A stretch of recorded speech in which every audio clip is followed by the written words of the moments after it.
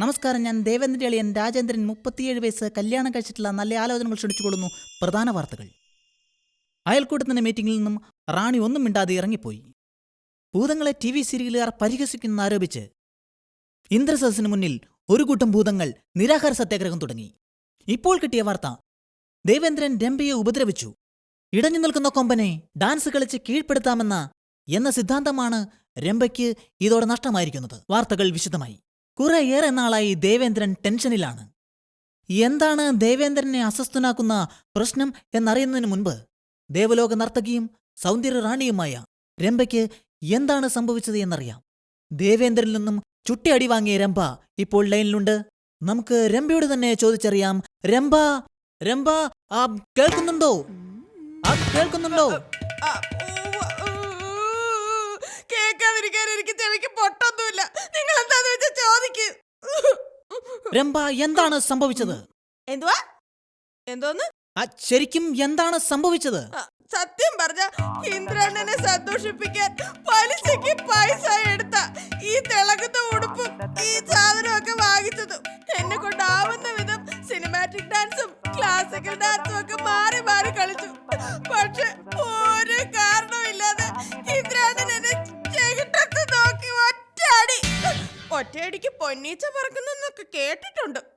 പക്ഷെ ഇന്ന് എനിക്കത് കിട്ടി. മിസ് രംഭ, ശ്രീമാൻ ഇന്ദ്രന്റെ ഭാഗത്തു നിന്നും എന്തുകൊണ്ടാണ് ഇങ്ങനെ ഒരു പ്രകോപനമുണ്ടായത്? ശ്രീമാൻ ഇന്ദ്രന്റെ ഭാഗത്തു നിന്നും എന്തുകൊണ്ടാണ് ഇങ്ങനെ ഒരു പ്രകോപനമുണ്ടായത് എന്നൊന്ന് വിശദമാക്കാമോ? ഇതിന് സത്യം പറഞ്ഞ കാരണക്കാര് നിങ്ങൾ TV ചാനലുകാരാ. എന്താന്നറിയാമോ? പാതിരാത്രി മറ്റേ തമിഴ് നടി രംഭയുടെ സിനിമാ പാട്ടുകൾ കുത്തിയിരുന്ന് ഉറക്കൊളിച്ച് കണ്ട അന്ന് മുതൽ ഇന്ദ്രാണ്ടൻ എന്നോട് ഭയങ്കര ദേഷ്യമാ. എനിക്ക് എല്ലാം മനസ്സിലായി.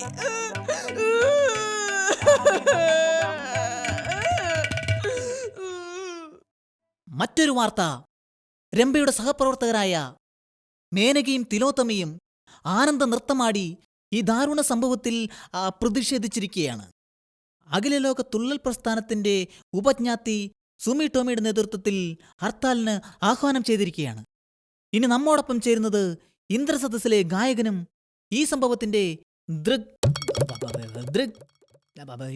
നേരിട്ട് കണ്ടവനുമായ വായ്പാട്ടുകാരൻ ശ്രീ അതിസുന്ദര ഗന്ധർവൻ ഇപ്പോൾ നമ്മോടൊപ്പം ചേരുന്നു.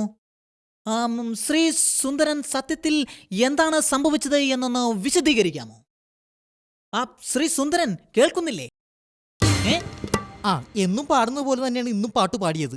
പക്ഷെ ഇന്ന് പാടിയപ്പോ മൃഗ പോരെന്നാണ് അവർ പറഞ്ഞത്. പക്ഷെ ഞാൻ ഇന്നും പറയുന്നു, ഞാൻ ഒരിക്കലും മൃഗയില്ലാണ്ട് പാട്ട് പാടിയിട്ടില്ല.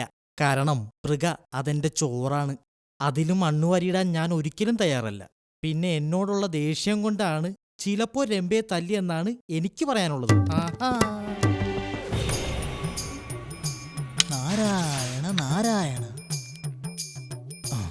എന്താ ദേവേന്ദ്ര, എന്തു പറ്റി? എന്തോ നഷ്ടപ്പെട്ടു പോയ അണ്ണാനെ പോലെ ഇരിക്കുന്നു. സംവത്സരങ്ങൾക്ക് മുമ്പ് ഞാൻ ഇതുപോലെ വിഷമിച്ചിരുന്നൊരു ദിവസം അങ്ങ് ഓർക്കുന്നില്ലേ? ഇല്ല. രംഭയുടെ ജന്മദിനം അങ്ങ് ഓർക്കുന്നുണ്ടല്ലോ? ഉണ്ട്. ആവശ്യമില്ലാത്ത കാര്യങ്ങൾ ഓർത്തോളൂ. എന്റെ കാര്യം ഓർക്കുവാൻ അങ്ങേക്ക് സമയമില്ല. ചൂടാകാതെ കാര്യം പറയൂ.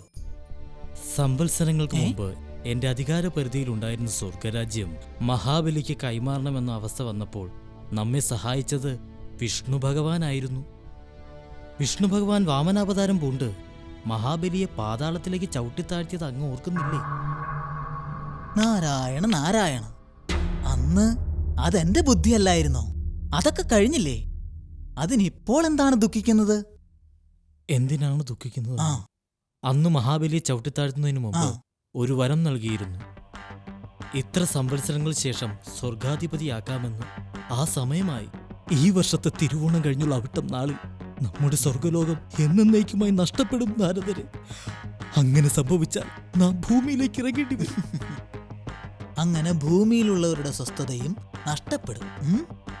ഭൂമിയിലുള്ളവർക്ക് ആ ദുർഗതി വരാതിരിക്കാൻ എനിക്ക് സ്വർഗത്തിൽ തന്നെ തുടരാനും എന്താണ് ഒരു പോംവഴി ദേവർഷി? പറയാം.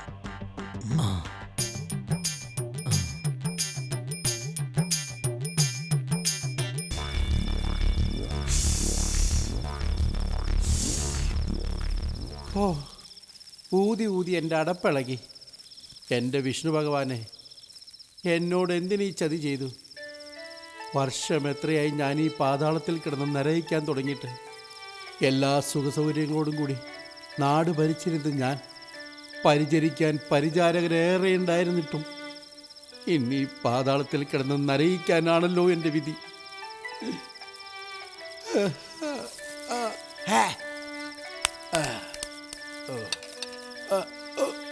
എൻ്റെ അമ്മോ.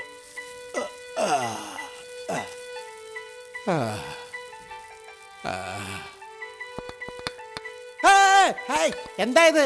എലിയോ? ഛായ്! കഴിഞ്ഞ പ്രാവശ്യം ഞാൻ കേരളത്തിൽ നിന്ന് കൊണ്ടുവന്ന എലി അല്ല, അരിയ. അത് മുഴുവൻ കട്ട തിന്ന് നശിപ്പിച്ചു.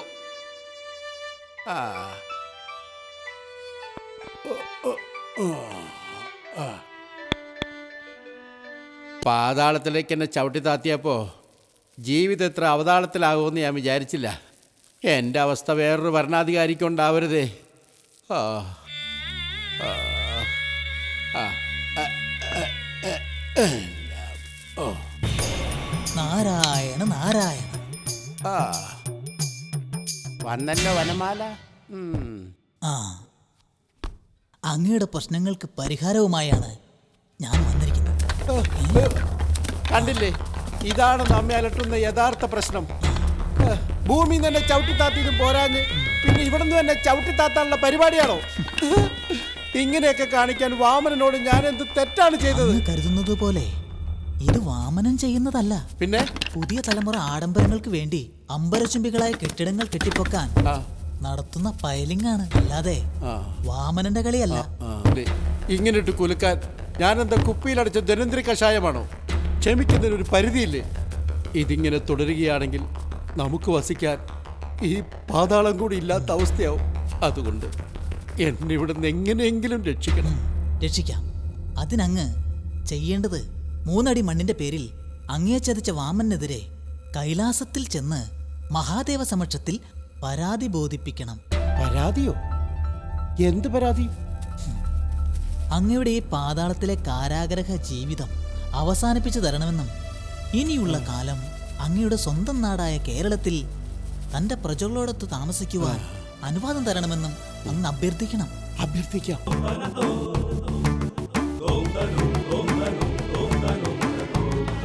നാരായണ നാരായണ. പ്രണാമം മഹാദേവ. പ്രണാമം ദേവി. പ്രണാമം ദേവി. പ്രണാമം. എന്താ മഹാബലി ഇതുവഴിയൊക്കെ? അദ്ദേഹം വലിയൊരു വിഷമാവസ്ഥയിലാണ്. പ്രഭു, ബ്രാഹ്മണ ബാലനായ വാമനന് നൽകിയ വാക്ക് നിറവേറ്റുന്നതിൻ്റെ ഭാഗമായിട്ടാണ് നാം ഇന്നും പാതാളത്തിൽ കഴിയുന്നത്. പക്ഷേ വാമനൻ നമ്മെ ചതിക്കുകയായിരുന്നു. ഇന്നത്തെ ഈ അവസ്ഥയിൽ നിന്നും എന്നെ രക്ഷിക്കാൻ അങ്ങേക്ക് മാത്രമേ കഴിയൂ. എനിക്ക് നീതി ലഭിക്കണം പ്രഭു. സത്യാവസ്ഥ മുഴുവൻ ഞാൻ അറിഞ്ഞ സ്ഥിതിക്ക് ഇതിനൊരു തീരുമാനമുണ്ടാക്കാൻ ഞാൻ ബാധ്യസ്ഥനാണ്. എന്നിരുന്നാൽ തന്നെയും അതിനിത്ര തിടുക്കം കൂട്ടേണ്ട കാര്യമില്ലായിരുന്നു. ഈ വരുന്ന തിരുവോണം വരെയെങ്കിലും അങ്ങേക്ക് ക്ഷമിച്ചുകൂടായിരുന്നു? വേണ്ട പ്രഭു, നാം ഇപ്പോൾ തന്നെ വേണ്ടതിലധികം അനുഭവിച്ചു കഴിഞ്ഞു. എല്ലാം അറിഞ്ഞിരുന്നു കൊണ്ട് ഇനിയും പാതാളത്തിൽ തന്നെ കഴിയുവാൻ നമുക്കാവില്ല. ശരി, എല്ലാം അങ്ങയുടെ ഉചിതം പോലെ നടക്കട്ടെ.